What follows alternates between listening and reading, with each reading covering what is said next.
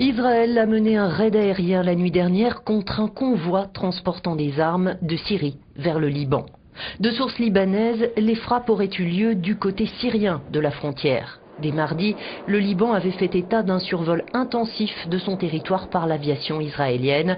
L'État hébreu redoute que son ennemi juré, le Hezbollah chiite libanais, proche de Damas, ne profite du chaos en Syrie pour mettre la main sur les armes du régime de Bachar el-Assad. Dimanche, lors d'une réunion de son cabinet, Benyamin Netanyahou avait mis en garde contre le risque représenté par les armes conventionnelles et chimiques dans une Syrie en train de se désagréger. Le raid israélien en territoire syrien est diplomatiquement explosif. Samedi, Téhéran a en effet prévenu qu'il considérerait toute attaque contre la Syrie comme une attaque contre l'Iran. Y aura d'après vous une riposte de la part de la Syrie à cette frappe israélienne? Moi je ne pense pas que la Syrie puisse se permettre ça dans la situation actuelle au plan diplomatique. Il y a une plainte évidemment qui va arriver au Conseil de sécurité. Je pense que la plupart des États... Allahu Akbar. Allahu Akbar. Allahu Akbar.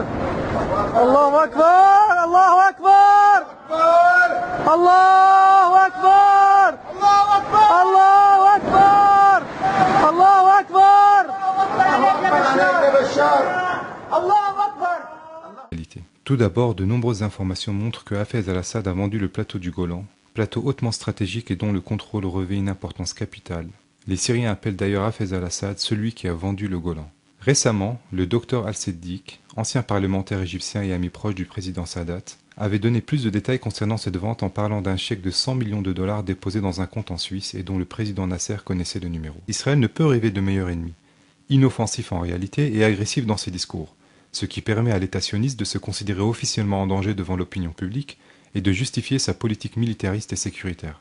Tellement inoffensif que l'armée israélienne a déjà effectué plusieurs bombardements des positions syriennes, plusieurs fois, sans que le régime syrien ne s'y oppose. Drôle de résistance lorsqu'on est incapable d'empêcher l'ennemi de violer impunément son espace aérien pour y lancer des opérations d'agression.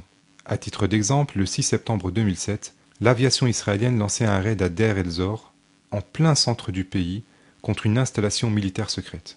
La réponse du régime, arrogant comme toujours, a été de dire qu'il se réserve le droit de répondre au moment opportun. En revanche, pour le peuple, la réponse armée contre des civils ne s'est pas fait attendre.